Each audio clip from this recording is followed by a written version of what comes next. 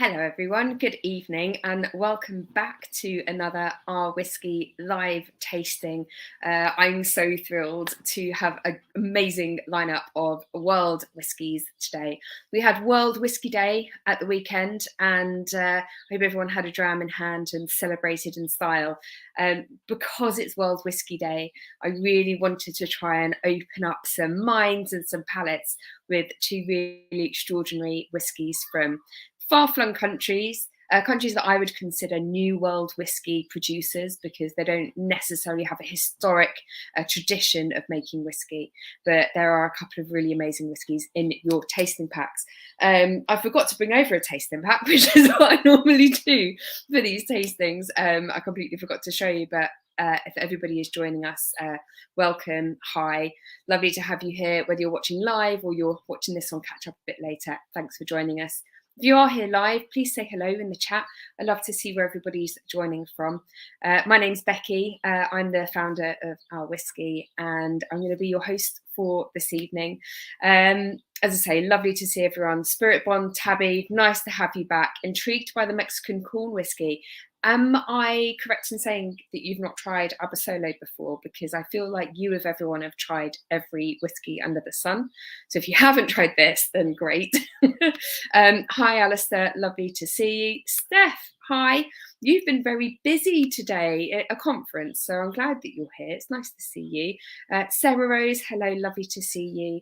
Did I see Andrew's here? Andrew's here as well. Hi. And hello, Rob. Thanks for joining us. Listen, I cannot wait to get stuck into these whiskies. So I think I'm just going to introduce our wonderful guests for tonight.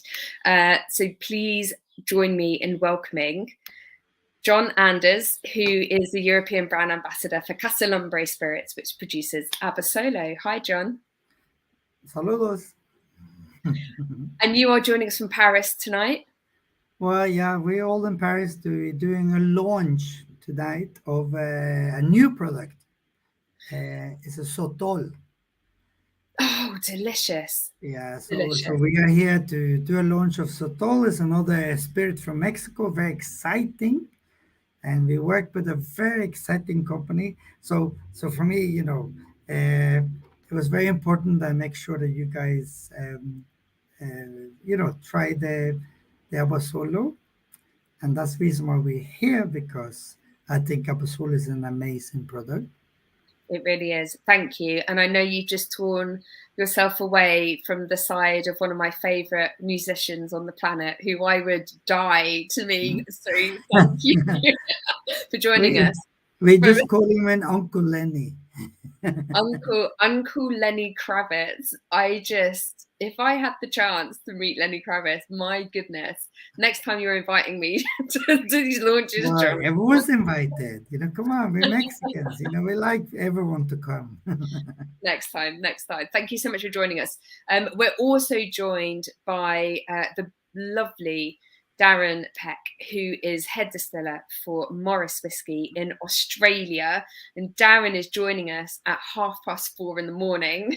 Hi, Darren. Hi, good morning, good evening, whichever time we're on. Welcome from the future.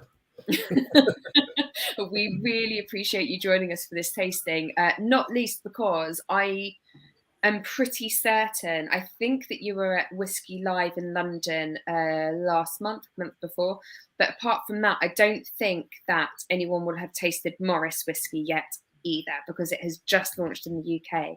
So we've got two amazing whiskies lined up this evening from two incredible distilleries.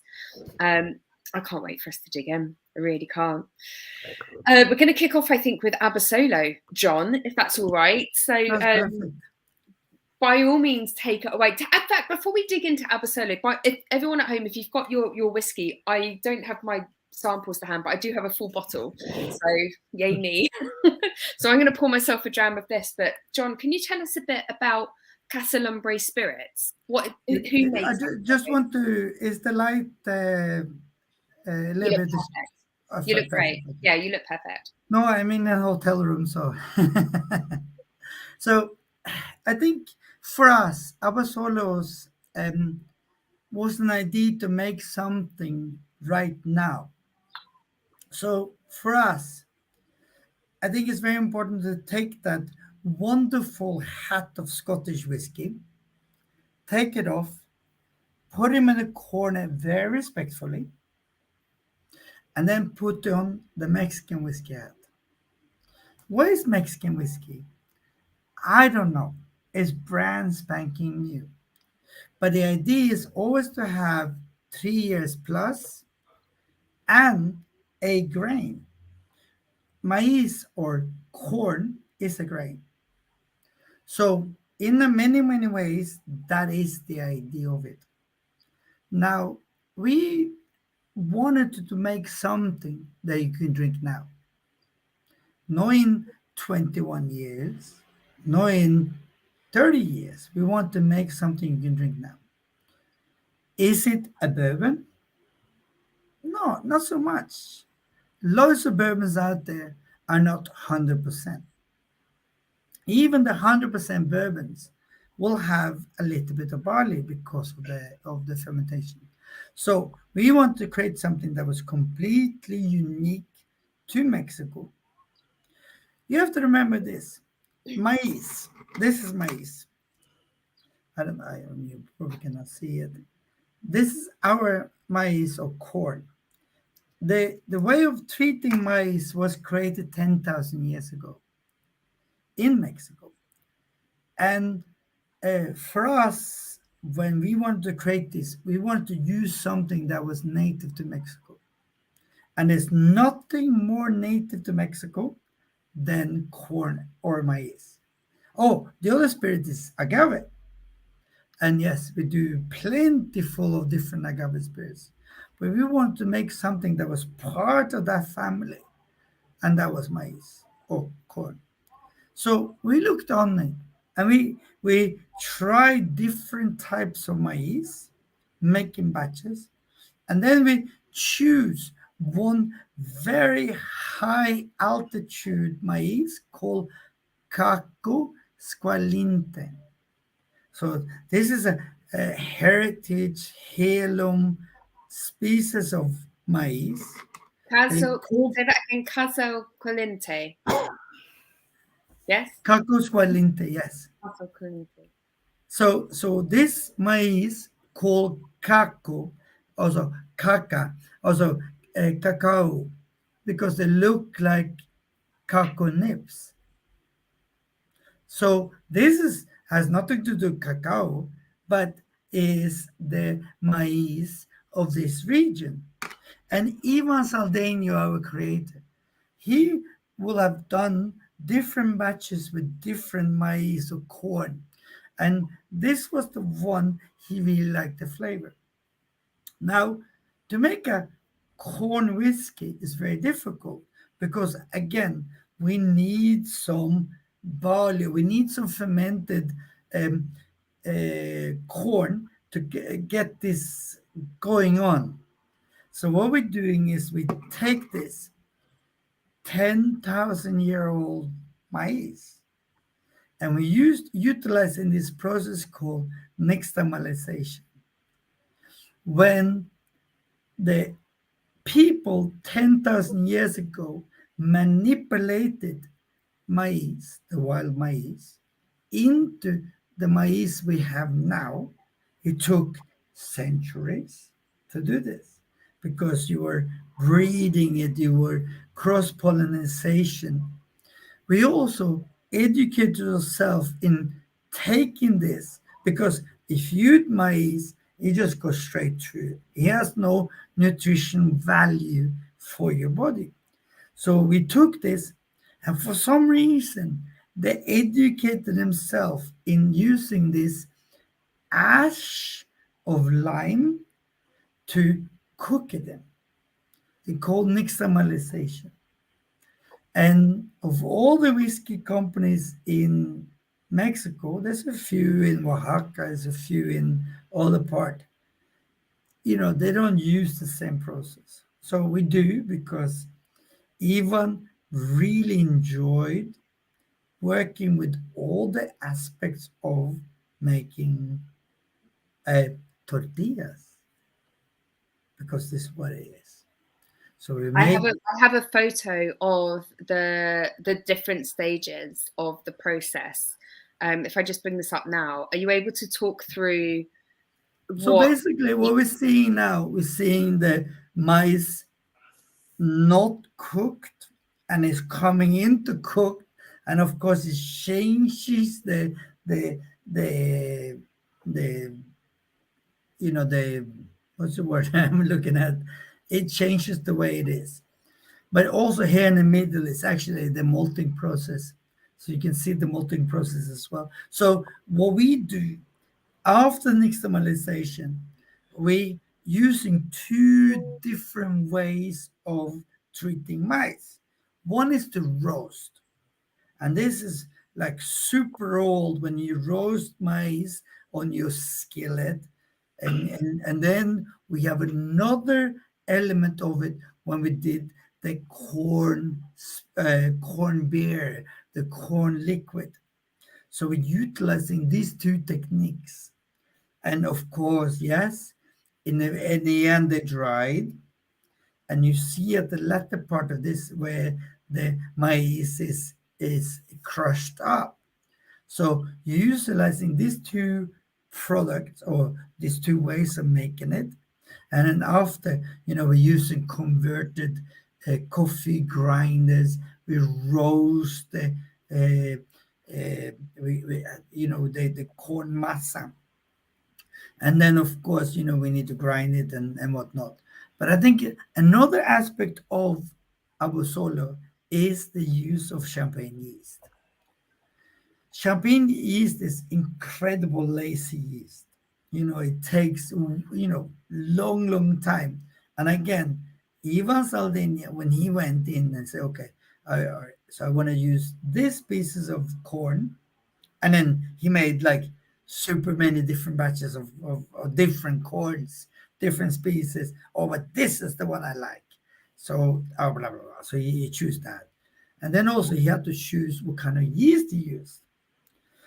And there was a huge debate about what kind of where we get yeast from. So he ended up with champagne yeast because champagne yeast is very lazy. It's a long yeast, a long fermentation. So we have like 3 to 5 days of fermentation. Even the stills we use to make Abasolo, look like Charantais. They look like cognac stills. And again, even again, we will have gone, okay, all right, let's do one batch with that kind of, that was what I want to do. This is what I care for.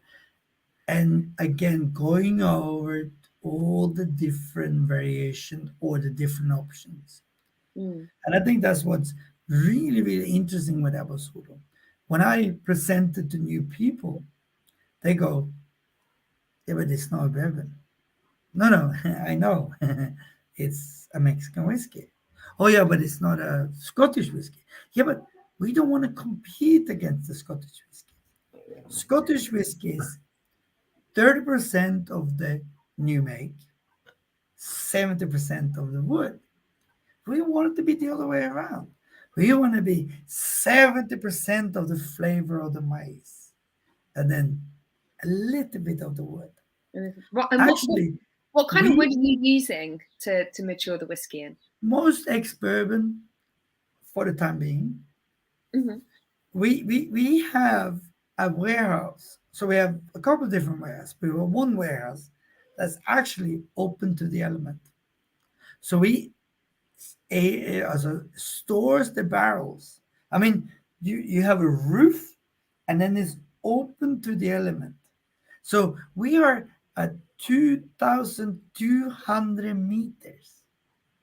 We have incredible hot days and incredible cold nights. So no, we don't all. We rotate. So we put some of them out, then we put them into the cellar. But we do so because that's the profile we wanted. We wanted a lot of flavors out of the wood for a very short time because we don't want to do 21 years. Are you able to say roughly how long you mature Abasolo for? It's 3 years plus, up to 5 years. Mm-hmm. Mhm. So, but we don't want it any older than that.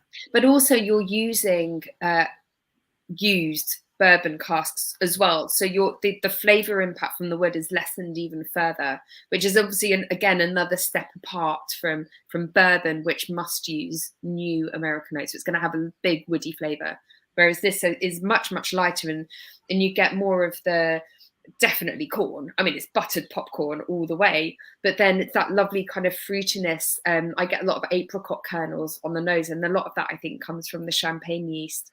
So Lazy yeast creates some acidity. mm-hmm. And I think, again, even would have made batches with X amount of different yeast.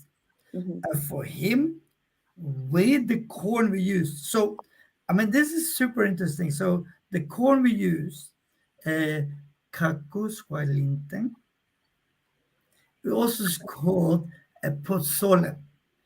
So if any of you listener ever is invited to a Mexican wedding, about 2 o'clock in the morning, when the wedding's like, oh, it's about time to go home, they will serve pozole. Pozole is one of these dish that is great on the first day, amazing on the third day, and is epic on the third day. And they serve it to sober up everyone so they can go and drive home. And that's the same maize we use. So so when I give Abasolo to I give to a Mexican, they may or not may have been in Mexico for the last couple of months. I'd open up the bottle, I give them a little sample, and I serve it to them, and they smell it, and they go, "This is masa. This is masa. Why are you serving masa to me?" I'm like, yeah, because we are very proud of it. So masa is the the the corn before you make the tortillas. And It again, reminds me. It reminds me. I spent a couple of weeks traveling around Mexico on my own a few years back, and it reminds me of really good, authentic tacos. oh, Really great tortilla. we also do the liqueur. We do the nixtas. It's Makes kind of them. like Abasola, but with sugar added to it. It's like And if you love the flavor of Abasolo, then try the Nixta liqueur because it's but just the it's on Mexican another gets level. crazy. They get crazy about it. And me, I've been part of promoting Mexican culture, and I've been traveling to Mexico for such a long time. And for me, serving that to someone from Mexico, and really getting the love, and I'm very, very fortunate working with the people I do. What does everyone think of this? I mean, I just raised up a few tasting notes, but this is a new whiskey, I think, to nearly everyone tasting along. It's young. That's very important to know. I mean, the idea was not that it's 21 years, and it will never be 21 years. But I don't think it needs to be. The point here is Fine, we're fine, fine, tasting the fine. corn. We're tasting this heritage ancestral corn that's been processed using nixtamalization, this 4,000-year-old process, and it's been treated and distilled in a way that really heightens the flavors that are in that raw material. And if you were to mature this for much longer, knowing the Mexican climate, it would completely overwhelm all of the spirit flavors that you're getting. And I think this No, is but so wonderful. You wouldn't really want no, to but do that. you have to own the angel shares. If in 3 years when we age it outside, we have an angel share of 20%. So imagine in 21 years, you have to you have to double give the angels, you have to make a batch to give to them, it Yeah, wouldn't work. It wouldn't work. yeah, But that's also when Ivan said, we need to create something that tastes like Mexico. yeah. And we already do it with agave, because Mm. agave is endemic to Mexico, but so is corn. corn 10,000 years ago was invented. And I think, you know, there's no other spirit like it. And I think this amazing comment from Tabby, this would make a lovely old fashioned. I completely agree. And I think one of the cocktails I put in your tasting packs on your tasting note cards is a chocolate old fashioned. Chocolate being another export from Mexico as well. So if you can find some chocolate bitters to go alongside, we make Nixta. So we do the Nixta, 20%, also 20 ml of Nixta, 50 ml of Abasolo, stirred it with a dash of, I mean, if you have an Aztec bitter, fantastic, and a little zest of orange, work amazingly. Not for everyone, Alistair. This not quite for Alistair, but that's absolutely fine. I think that's the wonderful thing with whiskey, though, is that you try different types, and particularly with our subscription club, I like to push you all out of your comfort zone a little bit and try something a little bit new. And it's fine if it's not for you, but just keep tasting and trying new whiskies that are available, because I mean, but we never said we want to make a Scottish whiskey. Scottish whiskey is perfect. You know, where is our, you know, for us, we want to create something that was okay. Yes, we can debate about the rules, but at the moment we are following the Scottish whiskey rules. Now, maybe the Scottish whiskey rule is not correct. now you're going to upset a few people. So for us, it's just this is according to the rules. We are part of the rules, but none of us will ever disrespect Scottish whiskey, because it's perfect. It is absolutely amazing. But I think as an alternative, as an idea of something refreshing, we are that. But we will never, ever claim to be a Scottish whiskey. Now, you mentioned a moment ago that there are several whiskey producers in Mexico. How many are there? And are all of them making whiskey from corn as a base, or are any of them doing single malt? 100% of corn. Yes, in Mexico there's like one or two companies that makes malt whiskey, and they buy from Scotland and blend. But it's very new. You have a few bourbon guys that do more bourbon style, but luckily we have some really amazing people looking at different maize or corn type. There's a couple of guys in Oaxaca. Sorry, wait, guys, I also mean girls. Sorry, people that are making amazing liquid, and they're blending different types of maize, different type of heirloom vintage, maize. So there's a lot of big interest in that. But I just want to come back a little bit, and I want to talk about the prohibition. Prohibition in United States, there were companies in Kentucky moving to Juarez. So they went over the border because the prohibition didn't allow them to make bourbon. So there was a lot of companies that came over the border, creating companies, making some sort of bourbon, using some sort of mash bill. So what we're doing is not necessarily new, because it's already happened. But what we're doing is, I think we're focusing in certain species of corn that has never ever been used in making bourbon, whiskey, Mexican whiskey. So I think that is a very interesting way of looking at it. And if you look at it, it's a company called Juarez, and they were making bourbon. And I'm sure you can go online and you can Google it, and you can buy it for like 10, 20, 100,000 pounds, whatever. I mean, It doesn't exist anymore. But that was never the idea. It was never an idea to copy something. It was about making something new. Mm-hmm, mm-hmm. And I love that's kind of Ivan Saldana's approach, and he's the whiskey maker, the person behind Abasolo, Casalumbre Spirits, and he's really just such a visionary. I've had the pleasure of working with him a couple of times, and he's just been so inspirational to listen to, and I think his approach is so refreshing. And as you say, it's never been his intention to do something that someone else is doing. He wants to be his own character and make a spirit which is reflective of local culture, local environment. And I think he's achieved that with Abasolo. So I think so too.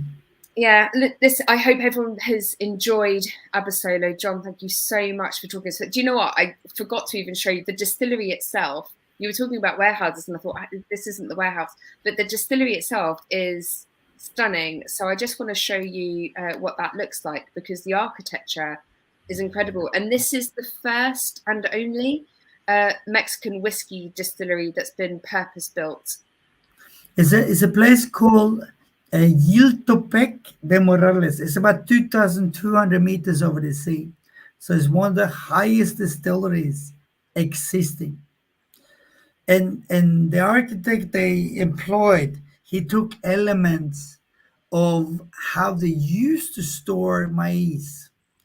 So, I mean, the distillery is absolutely amazing. There's only 20 people working there. It's tiny. Wow. In a sense of space. And also this is the still as well. I mean, they're like Charentais. So for some reason, Ivan wanted to make Charentais stills. So this is handmade copper stills. The Charentais is more primarily used to make cognac. Yeah, but if you see the angle of the it just I mean, again, the idea was never ever to make whiskey. It was making Mexican whiskey. Fascinating. I would love to go and visit at some point. So we'll tell you what. Please, everyone, if you ever in Mexico, if you're ever in Mexico City, please. Only as long as you're bringing Lenny Kravitz with you. No, but he's waiting. He's in the other hotel room. Well, I mean, when we'll go to Mexico, we'll have a party at the distillery, and you'll bring Lenny Kravitz, and he'll. No, we have to go to Chihuahua. Thank you so much for that, John. That's been insightful. Thank you. Please stick around, because we'll ask some more questions towards the end. Thank you, Becky. Through the next. Thank you. Please stay around. I hope everyone enjoyed that. An introduction to Abasolo, the first Mexican whiskey we've had as part of OurWhisky. And I know, Chris, I think you said you're expecting 2 Scotch whiskies, and I think we've stuck quite a lot with World Whisky the last few months. Next month, I'm going to go back to Scotch. I promise. There'll be something more traditional next month. Maybe traditional. You know me, I like to play around with flavour and how things are going. So, but we'll look at some Scottish whiskies next month. But for now, I think let's take a trip down under to the wonderful state of Victoria and the town of Rutherglen to uncover the world of Morris whiskey with Darren. And Darren Peck, you're not Australian, are you?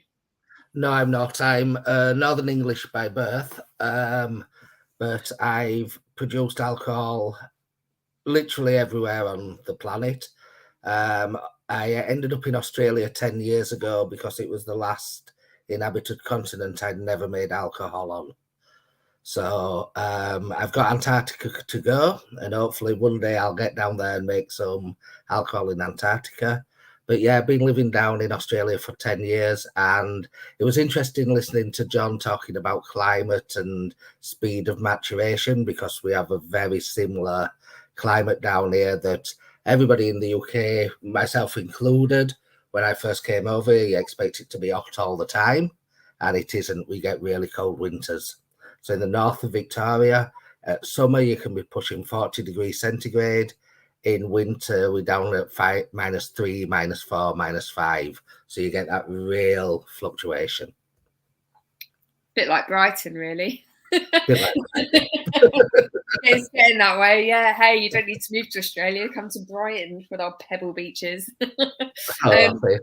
Listen, I'm really excited. I think, you know, here in the UK we get some Australian whiskey, but it's really we're just talking about. Sorry, I'm kicking my whiskey glasses over. We're just talking about Starward whiskey, which is the main one we get here, and there might be a couple of other distilleries in small batches, but I don't think we really get to taste enough Australian single malt. So when I discovered that Morris was launching here just a few weeks ago, I was super excited, because the second I tasted Morris whiskey, and I've actually tried 3 expressions, they sent me bottles of 3 expressions, which I'm happy to share if any of you are in Brighton. I fell in love with it immediately. So I really wanted to share this with you. Now, tell us a bit about Morris, Darren, before we dig into the whiskey itself. Yes, certainly. So very similar to the Abasolo story. We weren't looking to make a Scotch. We were setting out to make the best Australian whiskey we could. And the guy who owns the company, the gentleman, John, is passionate about Australia and passionate about spirits and passionate about wine. And he always said, why do the Australians drink all Australian wine? We drink lots of Australian beer, but spirits, we go elsewhere. He said, and he's got such a passion for Australia. And we'd started looking at a spirits idea. And then in about 2016, Morris Wines came up for sale, and it was actually going to be it was on the verge of being closed down. So John stepped in and we bought it, and it was really to save the winery. For this winery had set off in 1859. And I said that John's passionate about the history of Australia.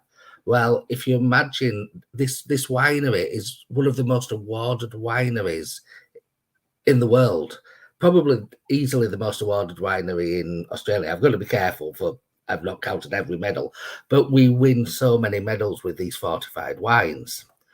And it was bought and saved, and we went down there. And as you can see on the picture there, you've got the vines in front of the winery. Now, some of those vines are well over 100 years old. So this winery was set up in 1859, and it was part of the gold rush. So the founder, Mr. Morris, what actually happened was he was trading wine to gold prospectors. And from there, he decided, well, if you plant some vineyards and make the fortified wine, it's a little bit easier for supply. Now, the entire area was gold-based. So Rutherglen itself had a previous name, and the name Rutherglen was actually chosen by a guy who won the right in a lottery in the pub, and actually came from Rutherglen just outside Glasgow and named it after where he came from. Which, incidentally, Rutherglen did have a distillery. There was a Rutherglen distillery in Scotland. I did go and have a look at that as well, which I thought was amazing. That's amazing. So that's where the name came from. Then we've still to this day, though, we've got towns down the road called Calico Town. So Calico being the material the tents were made out of. And some of the other towns which have now vanished, because towns disappear in Australia, and they had things like Gold Mine Number 6 was the only name they ever had. And they were named after the gold mine. But because of this selling of wine to the miners, obviously the brand grew and grew and grew. The way fortified wines are made is just amazing, and I'll come on to that in a bit. But that meant that when I got down there in 2016, we bought this place, we went down, and I found this amazing collection of fortified barrels. And the winery isn't just a Muscat winery, it's a full range winery. So David Morris, still a Morris who works there to this day, is the head winemaker who works alongside me on the wine side. And we make everything from Apera, which is our name for sherry, to Tawny, which is our name for port, Tokay, Topake, and Muscat. So we've got every barrel you can conceivably think of. And we also own wineries in other areas, Coonawarra and Barossa. So what we do is we bring those barrels in. We worked with Jim Swan on a method of rejuvenating those barrels, and we actually built a cooperage and employed 2 coopers. So we send our ex-wine barrels to the cooperage. I'm not always a fan of wine influence. Sometimes it works, but I'm not a big fan of it. And they're recoopered, come back, and they're used as our primary maturation barrels. And from there, once it's ready and we taste the batches, it will move into finishing barrels. And when it's finished, it's then finished, obviously. But that was the barrel story. So we found these barrels. But better still, out the back, and this was just amazing, we found a 1933 copper hybrid pot still. Handmade in Adelaide.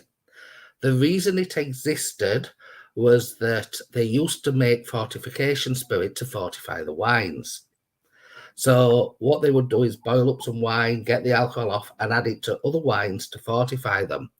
And when we found it, obviously it hadn't been used for a while, and it had been abandoned, and we gave it some love and attention, and we restored it, and that's still there. So you can see the copper pot at the bottom, a 3,400 litre charge, up a very, very, very tall column, and then over onto a condenser.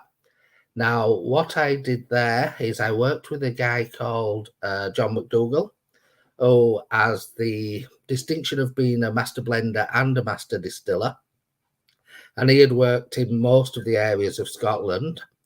And what we did is we looked at the plates, because in a fortification still, you've got plates at every level, because you want really clean spirit to fortify that wine. Well, as you know, if you're making whiskey, you don't want extremely clean spirit. You need some of those congeners to carry over. And if you don't have those congeners, my joke normally is, imagine putting vodka into a barrel, you don't get whiskey, you get woody vodka. And that's because of that interaction in that barrel. And so we actually tailored the spirit coming off the still to suit the barrel, which suits the climate. So because the climate is so extreme, our maturation is much faster. And we're talking 3 to 5 years, and we're getting the effect of 8 to 12 years. And that's because of those diurnal temperatures and that, and also that reactions within the barrels happen quicker at warmer temperatures. So same as any other reaction, temperature speeds up that reaction. So what we do is we tailored this spirit, we put it into the barrel. The barrel does its magic. And I remember many years ago being in a lecture. So I did brewing and distilling at university. I've been doing this since I left university. And we, the guy came in to talk to us about barrels for 12 weeks. And being a young student, I thought, oh my God, how am I going to survive somebody talking about barrels for 12 weeks? But it actually turned out to be probably some of the best lectures ever. And he invented his own acronym. And his own little acronym was SAP, S-A-P. And it sums up what a barrel does beautifully. It's subtraction, addition, and production. So that char layer is actually taking things out of your spirit and absorbing it onto the char. The addition is, the obvious one is vanillin and isovanillin, especially in new wood, where you're getting those vanilla flavors coming out of the wood into the spirit. And production is where your spirit's going into the wood and reacting with lignins and other materials within the structure of the wood and producing new flavors, which come back out into the spirit. So that's how your barrel's working. And then what we do is I will be tasting that. We might get 3 years, 4 years. It depends on the on the year and how the barrel's going. And then we'll finish in one of our muscat casks. So the expression you're tasting, I believe, is the Muscat.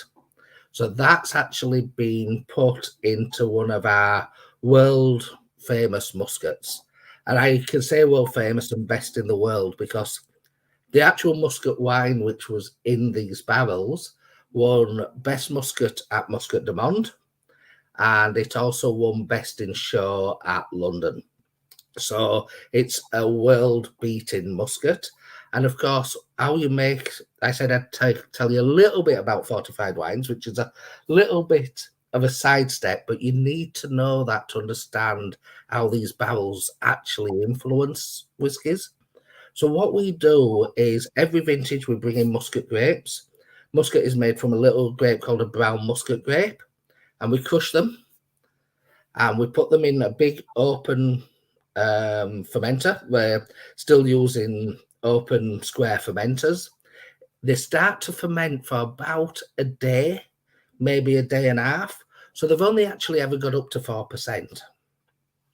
Once they're at that, what we do is we drain off the juice, we press the rest and collect the juice, and then we add a lot of fortification spirit. And that fortification spirit kills the yeast. So you've stopped the fermentation. So you had about 4% natural alcohol with the, which causes you to have those beautiful fermented flavors. We then have added more fortification spirit from wine. So it's a wine-based, grape-based spirit. And that stops the fermentation. And then we put it into a barrel. And it can stay in that barrels if you want something what's younger. It'll be there for about 6 years. If you get up to the older stuff, well, the top one is at least 20 years, if not more. Once blended a port, so we do ports as well. We have to call them tawnies, but we blended a tawny for our 160th anniversary. And that actual wine contained wines from the 1930s. So it actually had wine in it from before the Queen had become the Queen. Wow. And the strange thing is we're not allowed to add sugar. We're only ever allowed to add alcohol. So the sugar you taste in a fortified wine from Australia, like the Muscat, is the sugar what was in the grape, which means that you were drinking sugar that grew in the sunshine in the 1930s. Which is just unbelievable. Now that soaks into the wood. And as it goes into the wood, what it does is it's doing exactly the same thing as whiskey. It's maturing in that barrel. And then when we've emptied those out, I get to use those barrels. So my whiskey is going to start finishing and picking up some of those sugars. It's going to pick up some of those flavors. Now, how do you describe Muscat? I describe Muscat as Christmas cake in a glass.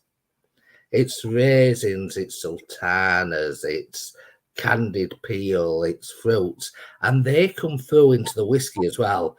Now, I'm probably only going to nose this because it is like 4:45 in the morning, and it might be a little bit too early for even for me, but on the nose straight away, you're getting those big rounded notes of the dried fruit, the sultanas, the raisins, and then when you actually take a taste of it, it should fill your mouth with a little bit of sweetness. It's really big and viscous, but you've still got those beautiful flavors at the end.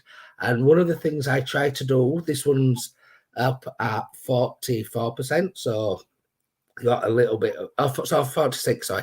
So it's got a little bit more of a kick, but I try to keep my whiskies very, very smooth and easy drinking.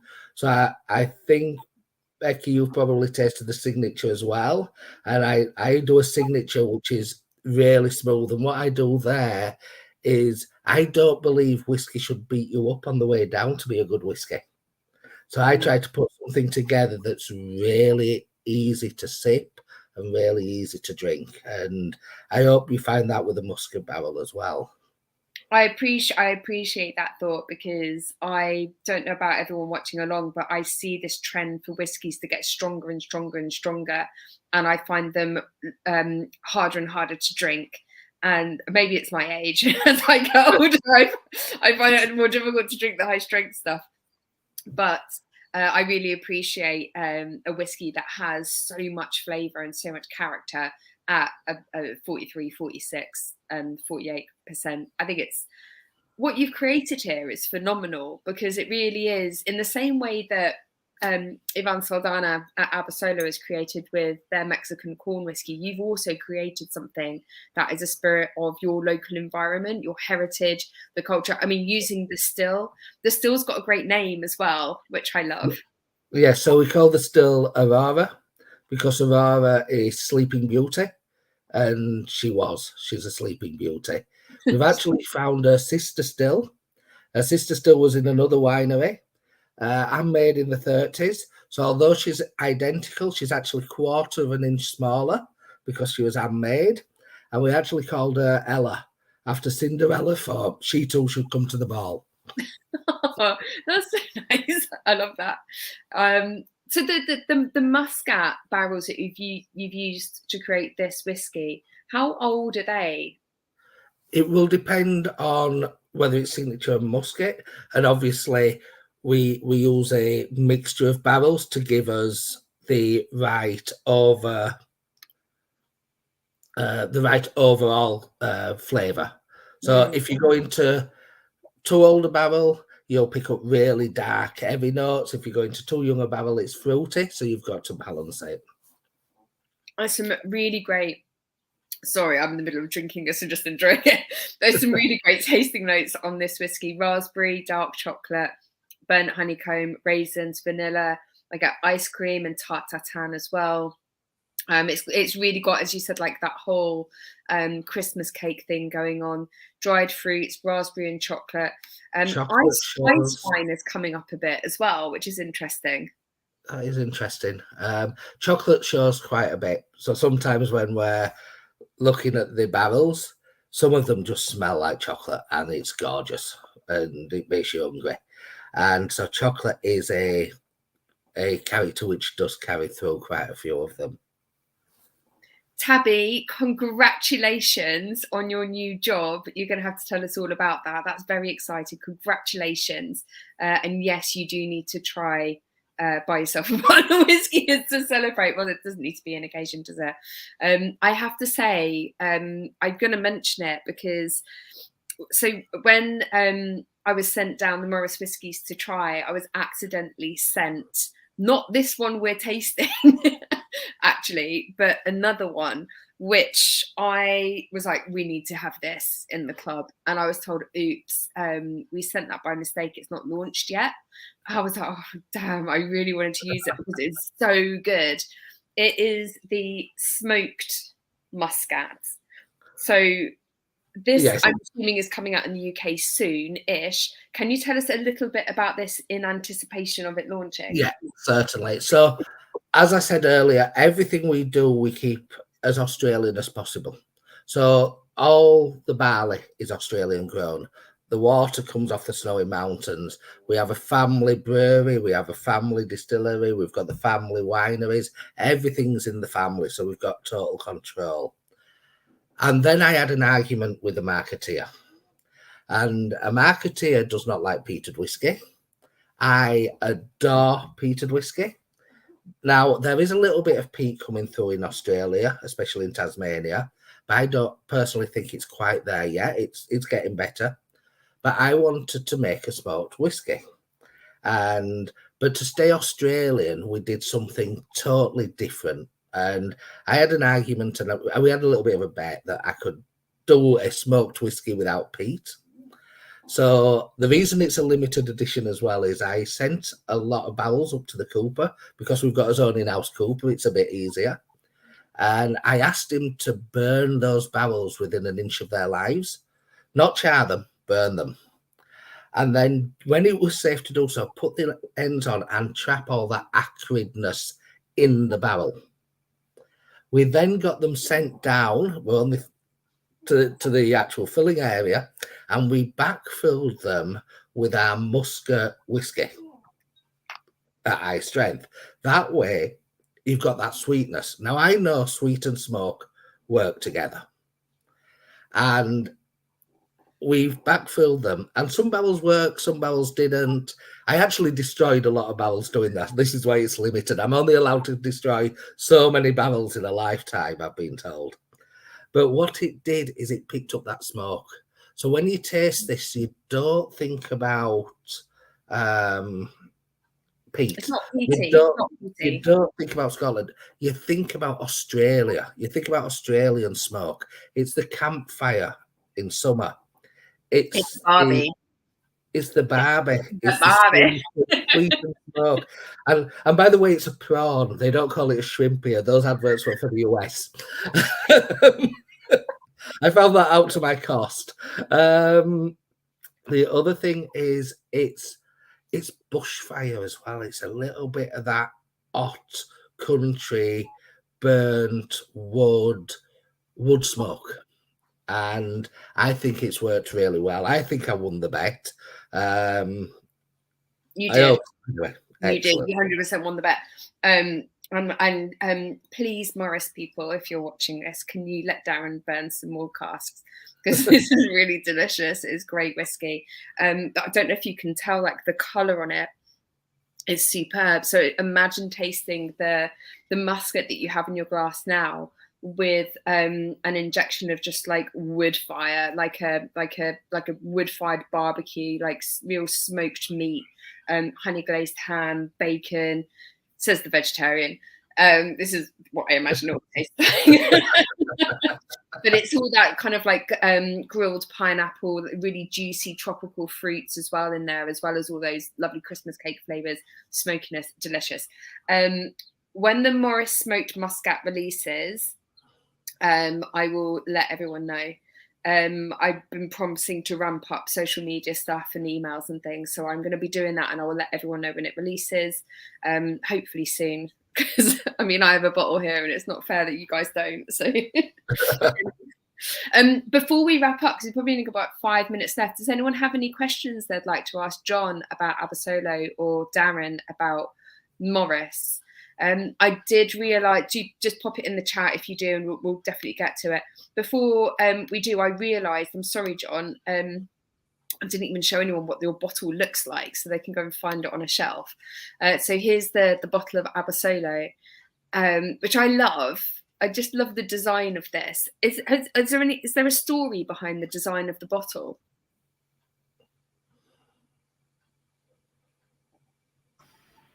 No, we work with amazing people, and they're so good at producing, bottles. And I mean, even I don't know if you ever seen the Nixta bottle that we're doing as well. It looks like a corn cob. So Yeah. we just work with really, really amazing Mexicans, and we work with the best designers. Whether the bottle is, I think there was an understanding of, of keeping tradition, but it's not a unique bottle per se. I think again, it was Ivan's idea of making something that was, it was Mexican. So that means like everyone that was part of the process was Mexican. Sorry, I just tried to find my bottle of Nixta so I could show you all, but I couldn't find it. Yeah, but again, it looks like a corn cob. Yeah, and to make a corn cob bottle, it's like super expensive. And I think, yes, I mean, I think that's maybe it was bad to make a bottle like that, and I mean maybe we can concentrate on making other product. But I think everything we do correspond to the bottle. Absolutely. It has that shelf standout, and I think the bottle is an extension of the liquid itself as well. Correct. Because now, if it's rubbish, if it's a poor bottle, oh yeah, sure, it could be a poor product. But in our case, we always spend a lot of times with everything labels, bottles, product.